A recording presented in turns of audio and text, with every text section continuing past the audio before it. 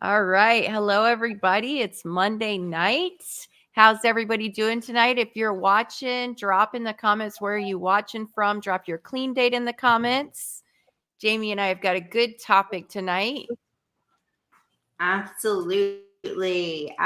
Happy Monday. Oh, look, Sonya, you got stars now. Heck yeah. I just That is got awesome. them. Look, you guys can send Sonya stars. Yay. I think people don't know what they are, so they send like regular stars.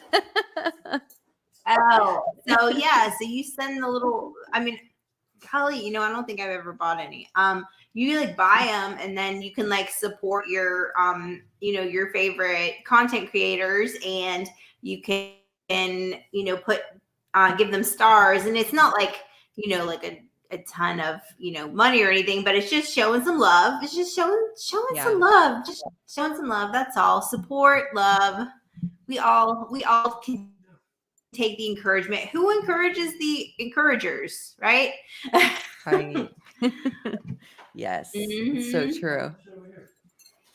All right. I don't see any comments popping up yet. So if you're watching, drop some comments. So tonight we're going to talk about the struggles that we face in recovery, different types of struggles and how to overcome those struggles. So this week I posted a video talking about struggling, right? Last week, well, really, even up to a few days ago, I've just been really tired, and one thing I learned in recovery is HALT. Hungry, angry, lonely, tired. And I've been very tired. And I think when you're tired, it affects your spiritual fitness, right? So because I've been very tired and very busy, I've just been disconnected from the people and the things that I normally do. And I've been struggling with it. So I shared about it a few days ago, because even when you struggle, you could still stay clean, and that's really why I shared it, because I want people to know that it's not always going to be sunshine and rainbows, but no matter what happens, we can stay clean one day at a time. Absolutely. Yeah, it's, I feel like the earlier you are in recovery, it's kind of like you have such a huge support and you have so much motivation and you're so like excited and there's so many new things, right? But when you tack on some years, things can get really it's hard to encourage and motivate yourself because it's not new, it's not exciting. Like I don't even think I picked up a chip this year. I didn't even like pick up my 7-year chip this year. I was like, oh, whatever, So it's hard to continue to motivate yourself. And talking about the hungry, angry, lonely, tired, that is like always the foundation of my fights with my husband. Yeah, definitely. All of those things, so being self-aware and whether if you work steps, you have ways to do like daily inventory, but when you're so busy and you're tired, it's like, and you got kiddos and you're trying to make dinner, you're trying to do laundry, like it's a lot. Adam's helping me with the laundry today. Yes. Oh, that's awesome. I wish Steve would help me with the laundry. Yeah, he's about to take it from the dryer and bring it upstairs, actually. Oh. I'm giving him subliminal messages. Oh. Hey.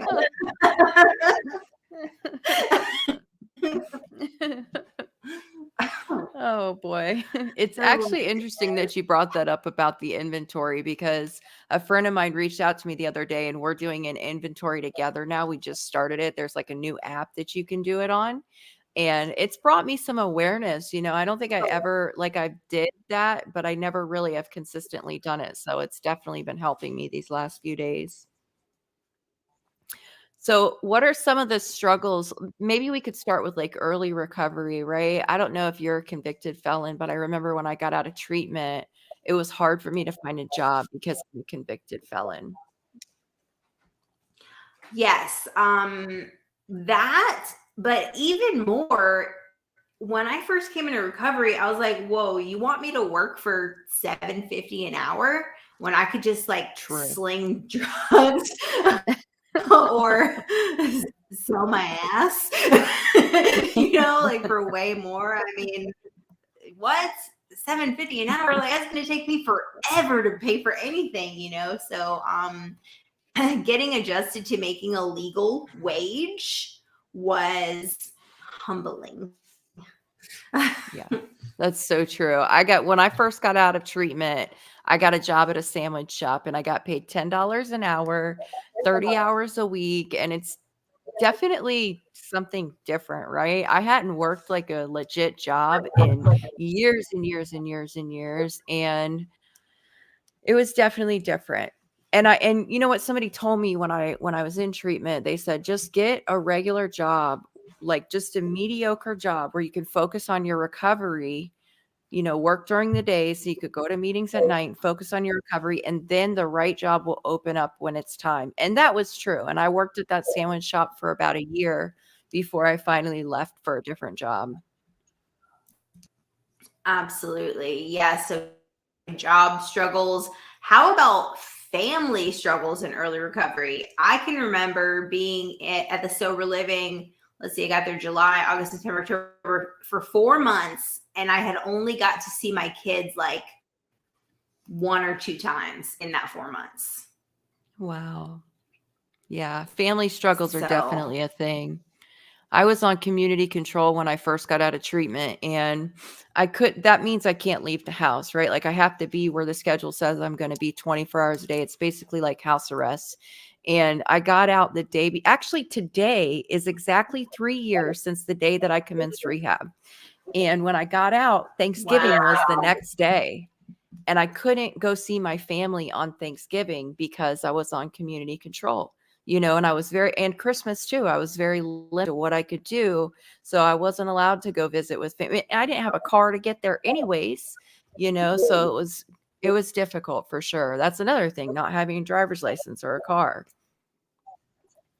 Yes, yes. I didn't have a car for the first 18 months of my recovery. So I learned the bus system and Mhm. um you know it was very humbling, but I really learned to like it because it helped me to learn how to be independent, right? To be independent in this sense that I didn't need to be like um codependent on a man. I didn't need to be codependent on like that specific lifestyle. Like I could work you know a regular job and I could get there, and I didn't need to you know I didn't need anybody to like do that. It was just like this time where it was kind of just like me and God.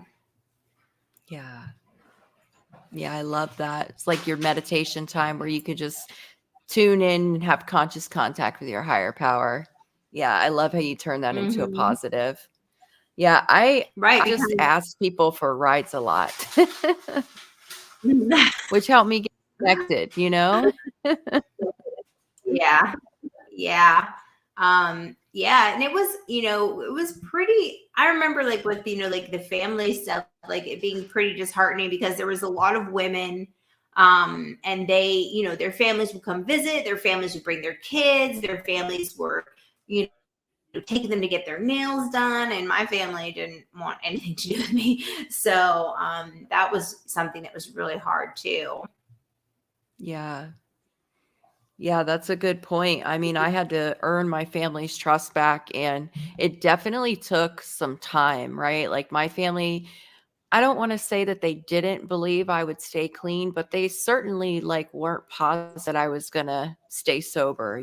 So I had burned so many bridges and hurt them that I wasn't being invited to like go do family stuff, and just having any contact with them was strained in the beginning because I kind of had to let that stuff happen naturally, and it took a while before I started going and doing family events. Or I think it was the following year that I went to see my family on Christmas, and that was just like the tip of the iceberg. And since then, like I'm still right now rebuilding those relationships with my kind of external family, not like my mom and dad, but my other family, my cousins, and and still earning their trust. And it's going to take a little time, and that's okay. I can accept responsibility for that. And you did just have, didn't you just have like an event that you went to with your extended family? So my mom's wedding, right? My mom got married, Okay. and yeah, and I got to see them during the hurricane because they got trapped down in Northport during the hurricane. So my mom and actually my mom went to go literally rescue them from Northport and I got to spend some time with them then. But I mean, it's like those little things that have happened naturally, just letting it happen and trying to connect in those times, but it's still like I feel like we have a long way to go as far as me like making amends, like making that living amends. Yep. And how about with like early recovery with sponsors, right? Like actually being able to like if you choose to do a 12-step program, like choosing a sponsor that like you can actually trust or that you actually like want to talk to, right? Because they were like, yeah, you call me every day for 30 days. I was like, what? I'm like, I don't why? Yeah. Yeah, that's so true. I actually wound up switching sponsors. I don't know if this is happening for you, but it's lagging for me. So if I cut you off or something, I don't mean to do that. It's just lagging. But when I first got in recovery, I found my sponsor in treatment and I walked through the 12 steps with her. And then COVID happened and she couldn't leave the house. And she still like is slowly coming out of the house. Matter of fact, we're friends on Facebook, so I don't know if she's going to see this, but I felt like I needed somebody that had a little bit more experience of the experiences that I've been through, like that, like low bottom trifling ass shit that I used to do. I needed somebody that related to that so that I could really identify with them. And that's what I found with my new sponsor, right? I've been with her for over 2 years now. And I remember the first conversation that I had with her. I think I had about 14 months clean. And we sat in her car and we just talked. And I remember feeling like for the first time, I found somebody that really understands me, like really gets it, and I've been with her ever since. And it's been such a breath of fresh air to have somebody that's done the kind of shit that I did. You know what I mean? It doesn't judge me for it. But yeah, it Yeah, took some I time. get that for sure. Yeah, choosing and trusting a sponsor is hard, but I mean it's definitely what is Steven doing back there? I guess he wanted to say hi. Okay. Coming to see you soon, bro. Coming to see you soon. Yes. Yeah, that whole process of like getting into step work and like, oh, how about feeling emotions in early recovery? Yes, I was thinking that too. I mean, for me, all my life, everything that I ever did, no matter how I felt, using was my coping mechanism, right? If I was happy, I used. If I was sad, I used. If I was scared, I used. If no matter what, that was always my first go-to. And I remember like the first couple of times I went through some genuine emotion, it was really, really hard for me because I didn't know what I felt. I didn't know how to feel. It was just I just didn't know what was going on or that it would ever go away. And even today, like I've been through enough emotions that I know that if I just don't use it, will eventually go to the other side. But emotions are still hard today. For sure. I have some anger stuff, and I still have super anger issues. I think that's why I work out so much because it's like my outlet to like get that angry energy out, Mm-hmm. And I don't know if it's ever going to go away. I feel like I just have to like maintain it at this point, Yeah. Make it manageable, right? Right. For Adam's sake, anyway. Oh. Okay, let's take some of the comments. The comments are going crazy Okay. right now. Okay, Ashley says she's been in recovery 4 months. Congratulations.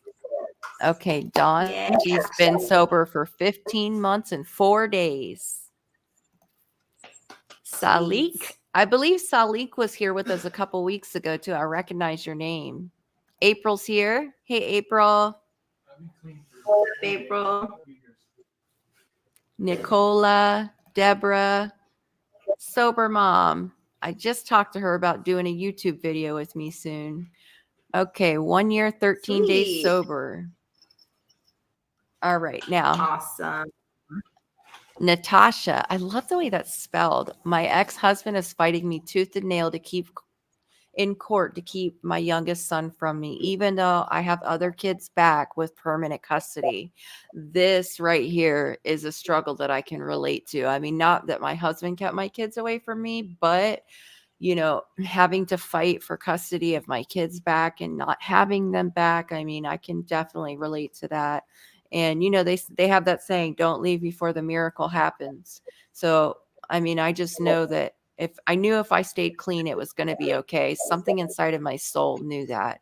And it took some time, but eventually, you just never give up, right? If you already have your other kids back, just keep fighting him. Keep fighting him. Never give up.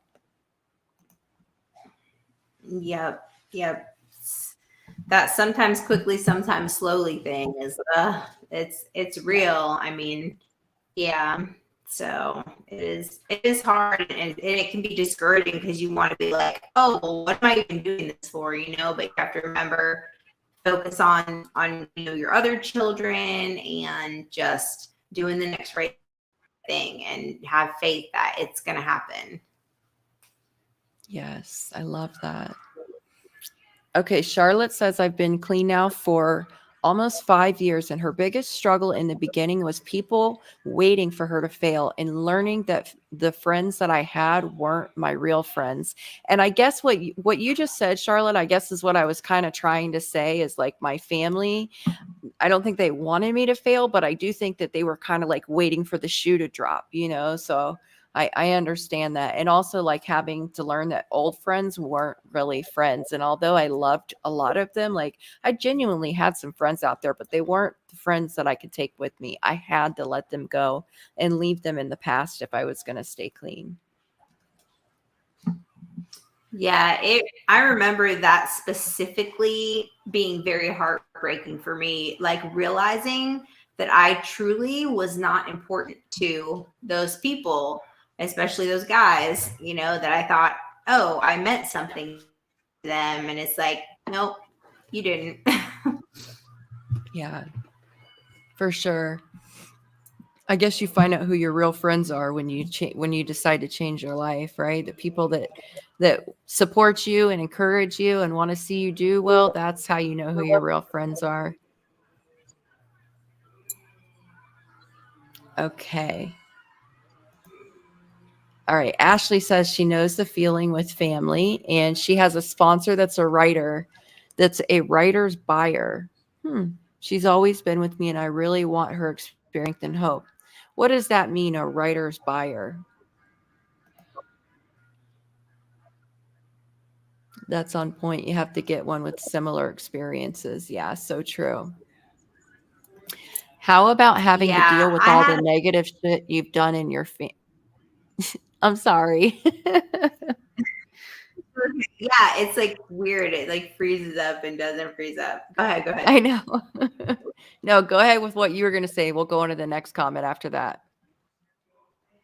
I was just gonna say that I remember there was one sponsor I had, and she was a straight AA, alcoholic sponsor, and she had never messed with drugs, and she was just had a very like kind of like privileged life. Like I'm not saying that like in a bad way, but you know what I mean. She was never homeless or anything like that, and so it was really hard for me to relate to her. So I had to find someone who had kind of like been through the same trenches that I had, who could really relate and who had the same spiritual outlook and values that I did.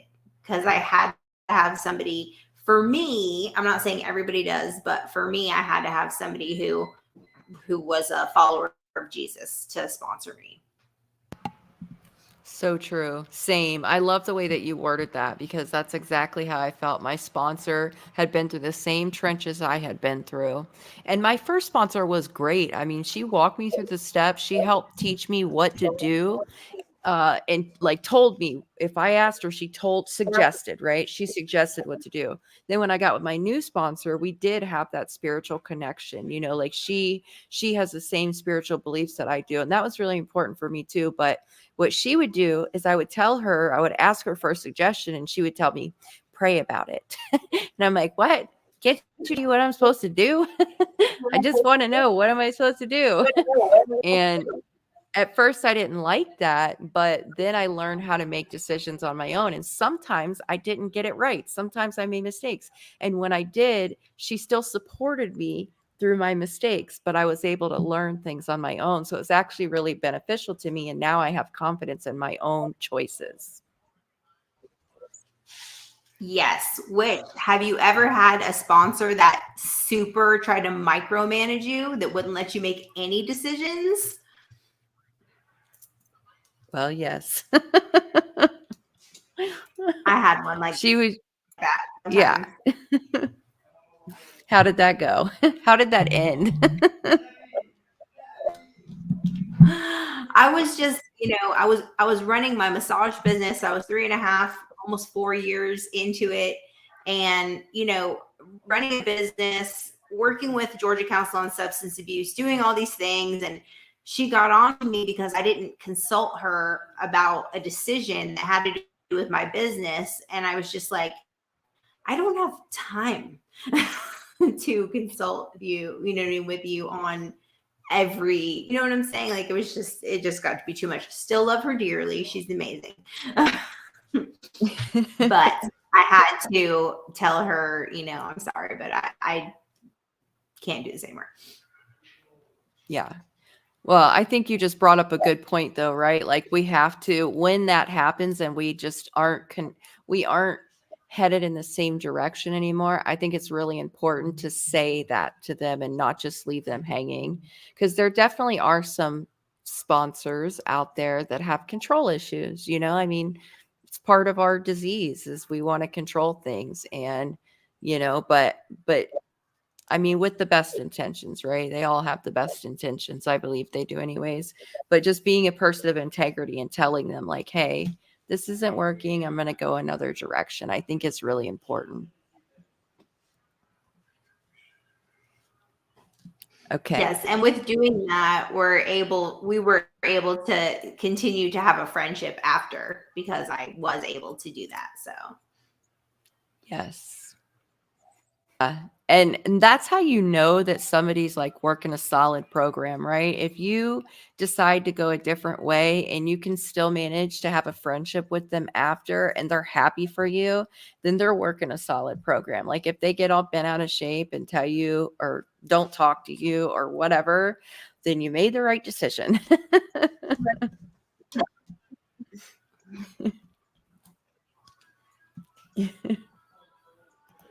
Okay, here we go. Deborah says, how about having to deal with all the negative shit you've done getting brought up to you by your family that you had to learn to walk through sober? That's tough.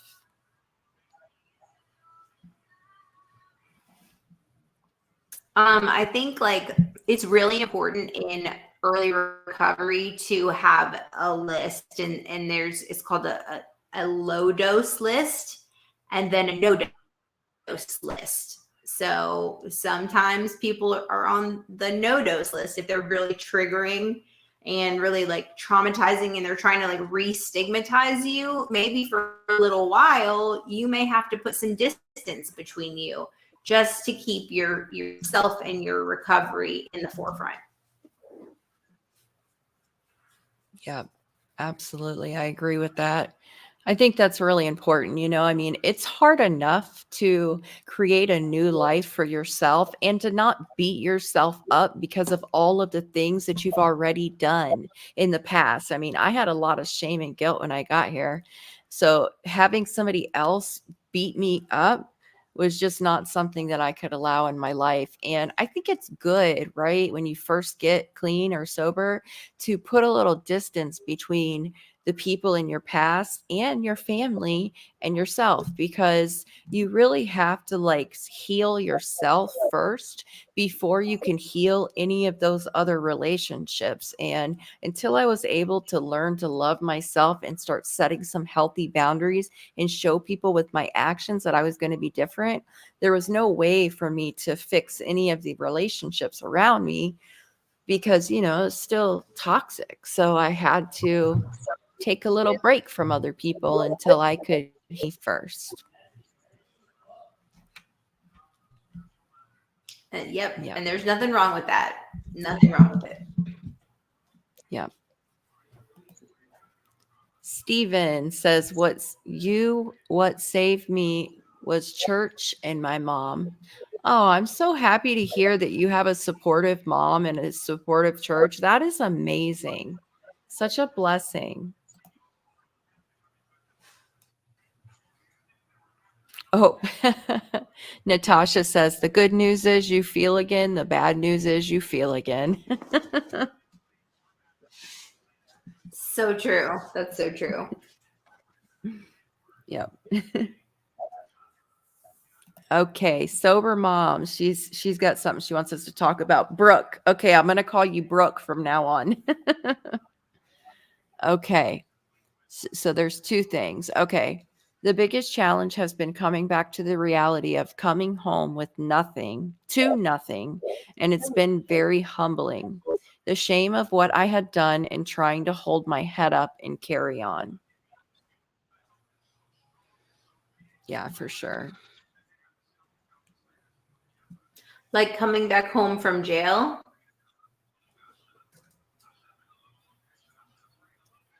Yeah. I mean, Is she, yeah, does she mean coming back from jail?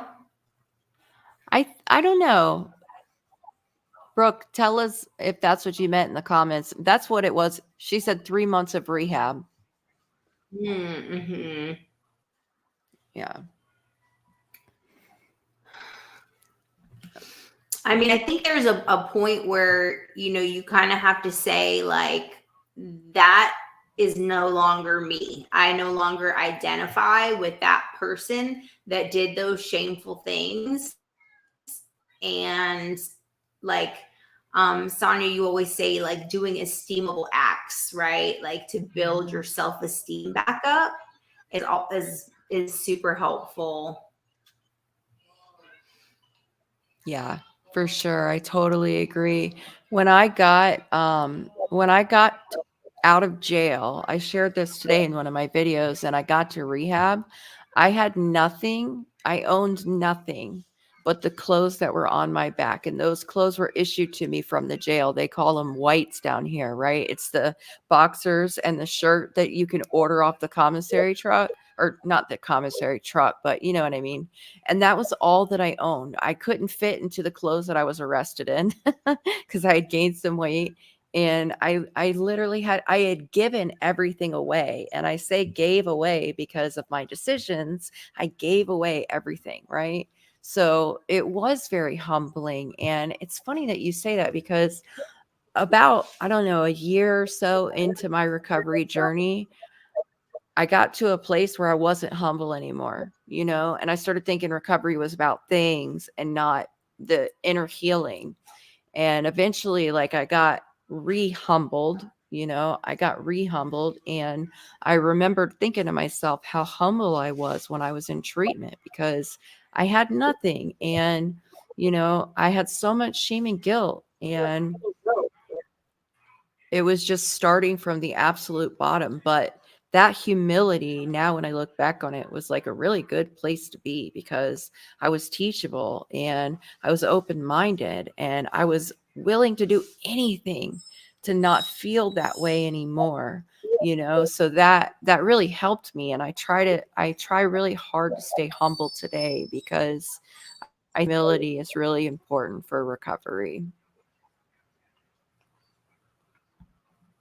Yeah, I know when I came into recovery, I think I had like, I was like dating this guy, and I mean, I was still on dating. He was my boyfriend. And so he paid the $500 entrance fee for me to come into the sober living. And he took me to like the thrift store, and I got 4 shirts, 4 pairs of pants, a pair of shoes, a couple bras and panties, and that was it. Like that was what I had. But I when I think about this now, I think about starting over with a blank canvas and being able to start and repaint your picture. Yes. That's so true. And it is, right? And then as you build things up and you create this new life for yourself, it just feels so good. And I'm glad that, so my parents basically, not my mom, but my dad basically told me that if I decided I was going to stay with my husband, that he was never going to help me again, and that I was going to have to do it all on my own. And, obviously I decided to stay with my husband, but I'm glad for that now, because we had to really struggle to get to that today. We had to work really hard and save money, and just, we had to struggle. But the struggle, what really built us into what we are. And I'm so proud of where we've come from and all the things that we had to go through to get here. And I wouldn't have it any other way. I'm grateful for that now. Yeah. Definitely, Okay. definitely. Sorry. Okay. I'd love to hear your thoughts on validating someone's feelings on how you hurt them without letting them continue to throw you back in the fire. That's a good one. Kind of reminds me of making amends. Hmm. I mean, I guess maybe like assuring them that their feelings are real and their feelings are valid, and that was not your intention, and this is what I'm doing now to change that. Simple, short, not too many words. I feel like the more words you put in is the more things they can twist. Yeah, I agree. Yeah, and I think the thing is, right, like for some of the things that I have done wrong, first of all, this kind of reminds me of an amends, right? Validating someone's feelings on how I hurt them. And so first of all, like I only make amends to certain people. I don't make amends to people that would harm me or harm them to make the amends. So when I make an amends, I can allow somebody to express their feelings to me, because my only job is to clean my side of the street, right? So I say, just like Jamie said, right? Like saying how you harmed them and how you're a different person today, and let me show you, but, and then I allow them to express themselves. But I mean, I feel like there's like a fine line that you cross where either they are accepting your apology, or they're not accepting your apology and you part ways, you know? So if they can't accept your Yeah. apology, that's okay. They don't have to, but I don't have to hang out with you while you tell me what a piece of shit I am either. So, I mean, getting someone's feelings on how you hurt them, I don't know. I don't know. Like I'm not begging for somebody to have mercy on me because I hurt them. Like I'm making the amends. I apologize for this is what I did. I'm living a different life today. Let me show you. And that's where it ends. Hmm.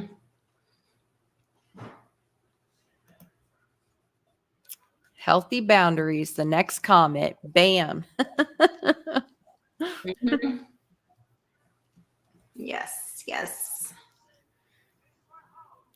Okay, this is a good topic. This is one Jamie and I have talked about before, right?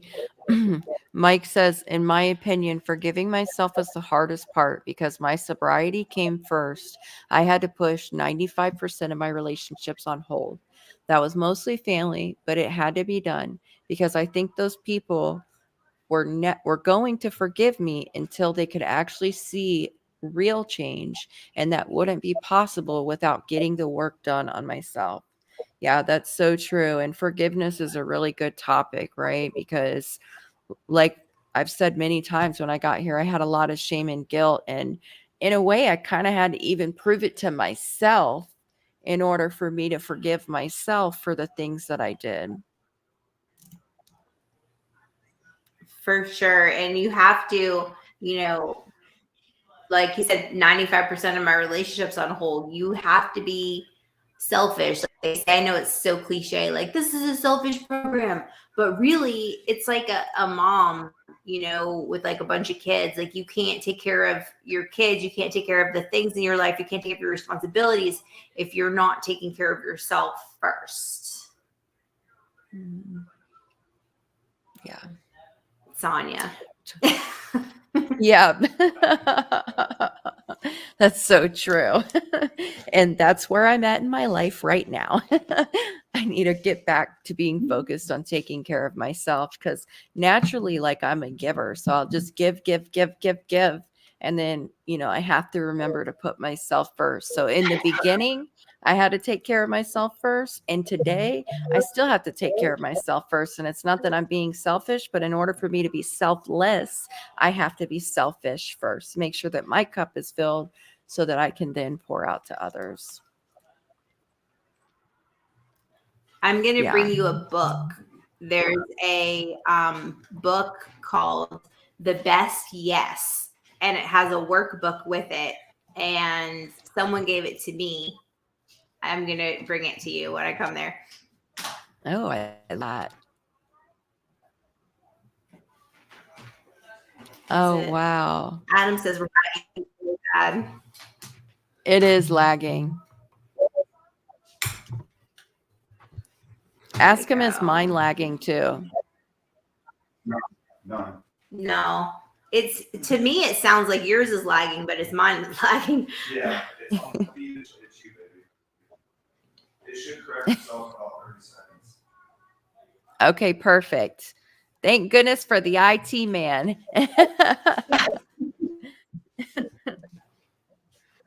Seriously. Is it better? Say Is it something still else. doing it? Is it still doing it?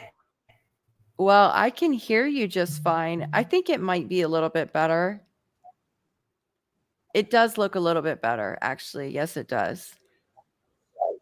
Okay. Okay, perfect. Yay. Okay. Okay, so it says when I first started to be sober, I had a friend that would push me to take shots with him, and I always said hell no. Even though he knew I was in recovery, let's just say we are not close friends anymore. Dang, that doesn't sound like a friend to me. Mm-mm. Yeah. Nope, definitely not. Yes, my mom's on here. She just said, hold on, let me scroll down to her comment real quick. She said, the people who love you want you to be selfish with your sobriety. Exactly. 100%. Yes. Okay. Natasha says, my family hates my husband who relapsed and is now in jail. They try to put conditions on him as well. Like as long as I talk to him and support him in his recovery and be there for him regardless of his addiction. They distance me and work to keep my kid away from me, although I've been clean for over a year. Gosh, I'm so sorry to hear that.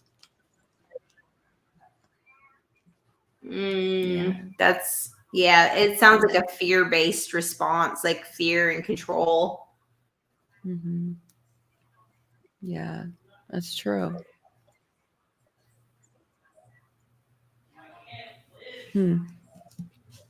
Okay.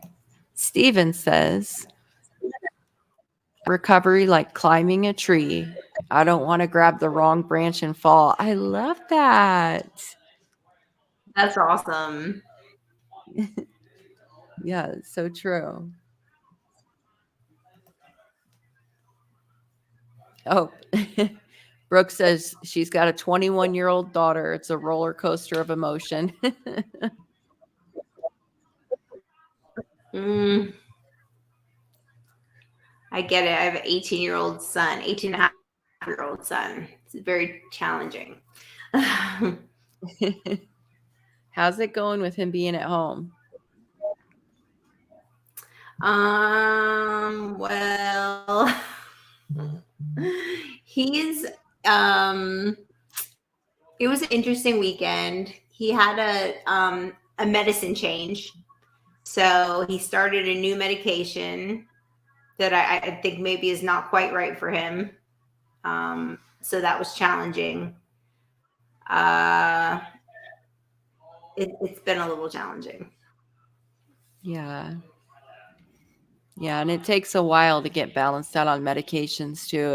It's so tough in the beginning to find what works and then get balanced on it. And yeah.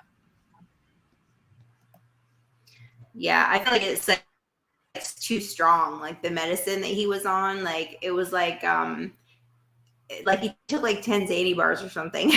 Like it was like Oh wow. repeating the same question and kind of not being stable, walking. It was just hard. And Adam had to kind of babysit him all weekend. I had class, so Adam was with him all weekend. So it was very challenging. So he's at my mom's now because he had treatment today over there. So we will see him on Thursday. Okay. Is your mom okay? My mom, yeah. Oh, I okay. mean, she's okay. She just, yeah. So he does actually the Spravato treatment, which is like a Oh, okay. ketamine treatment. Mm-hmm. Yeah, and it's over where she lives. So whenever he has the ketamine treatment, he'll stay with her and she'll bring him to the treatment. Nice. Okay, I thought you said she was getting treatment. Okay. Okay. So Natasha says forgiving myself is the hardest thing. Letting things happen and not being the best mom I could have been still kills me. Yeah, I struggle with that too because sometimes I have to be really careful with that because sometimes I can get caught in this like cycle of thinking about the past. And when I do, I don't know if it's ever going to get to a place where I find acceptance and I'm okay with things that happened in the past because I definitely have some regrets of the things that I did, but when that happens, I try to bring it back to this moment, right? I try to be present in the moment I do have today, and things are good today, but I have some really bad things that I did in my addiction, so I try not to let that affect my present day because it can if I let it. Mm-hmm. Definitely. Like keeping focus on, even affirming yourself, saying, I am a good mom today. I am doing the things that I need to for my children today. I am taking care of my children today. Just affirming yourself in those things. Yeah, for sure.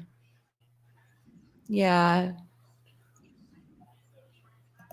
Okay. My mom says we're coming into a challenging time for families with the holidays, for the addicts and for the families. That's really true. Holidays just tend to be really hard for people in general, but I think also for people that are in recovery. Oh, yeah, for sure. I feel like holidays go like one of two ways. Either you're, listening to Christmas music right after Halloween, or you are like just dreading the holidays altogether. Yeah. Yeah, it's always a hard time, right? Whether it's a bad memory or whether you're lonely or whether you want to celebrate. I mean, it's like either way it goes, it tends to be a really hard time. But in my area, we do like marathon meetings. So, all day and all night, we do a meeting on the hour every hour. And I make sure that I go every year because, it's good to show up and support, but it's also supportive for me too. Absolutely. Nicole says my ex, the father of my children, thinks I'm very selfish. But when you're trying to live and be better and recover, you have to be selfish at times so you can be good and service others. That's so true. Yeah, you really do.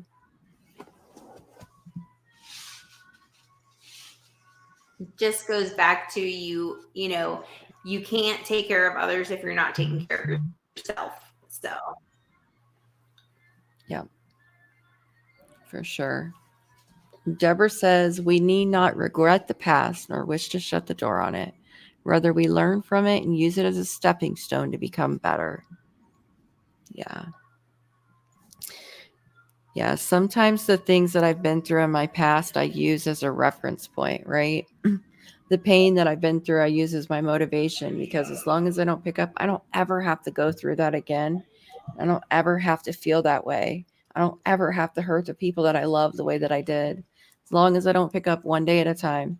And I try to use those memories, my motivation.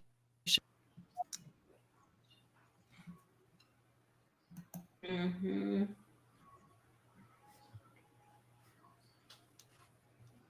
Hey, Crystal. Okay.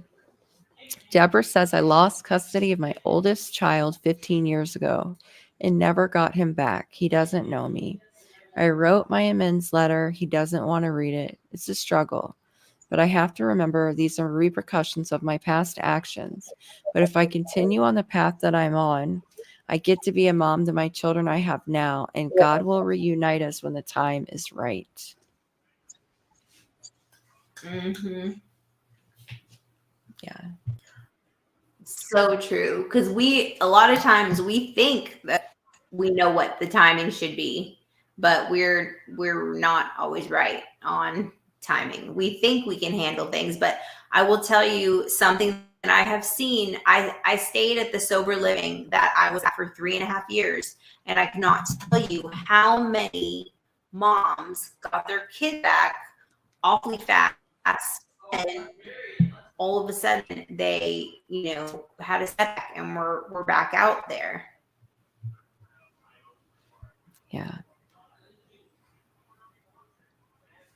Yeah, I've definitely seen that happen too. Hold on, I gotta block this person real quick.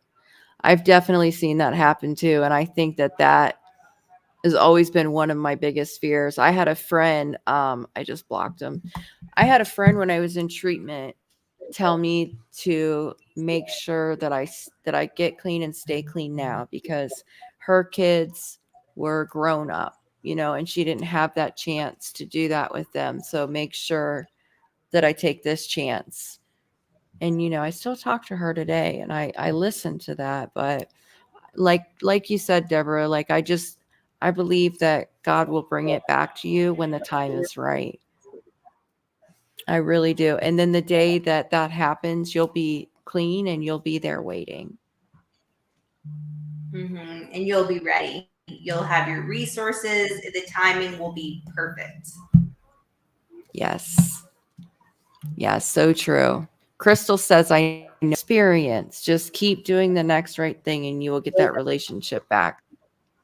Yes. Thank you, Crystal.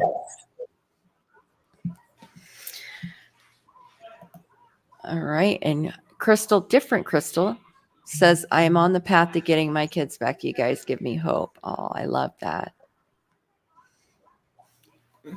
All right.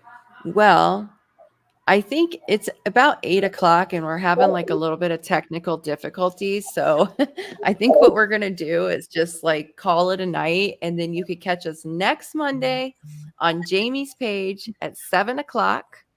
We will be there. Yes. Okay. Awesome. All right, you guys. So if you haven't followed Jamie's YouTube page, go to YouTube, go to Jamie Tall, follow her YouTube page. You can also find her on Facebook, Instagram, TikTok. And then my YouTube page is at Hope Shot Recovery. So follow my YouTube page. And then, well, you already know my Facebook because you're on it. So, but anyways, okay, everybody. I hope you guys have a great night. We'll see you next Monday on Jamie's page.